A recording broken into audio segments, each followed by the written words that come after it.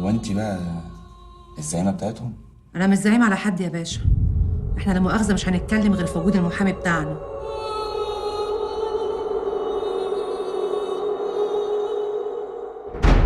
النبي يا باشا انا اخر واحده اتكلم عن الحلال والحرام.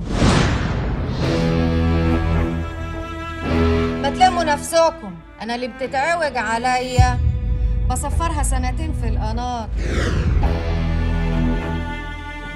خلاص هخلصك منها. لا لا لا، هنا القتلة دي. المرة اللي تطلع أسرار السرير لازم تموت. احنا دلوقتي اقوى منها، وانا بقى هعرف اعلمها الادب. انت عايزني برقصه؟ حبيبتي دي حاجه مؤقته بس لغايه ما نلم قرشين ونتجوز.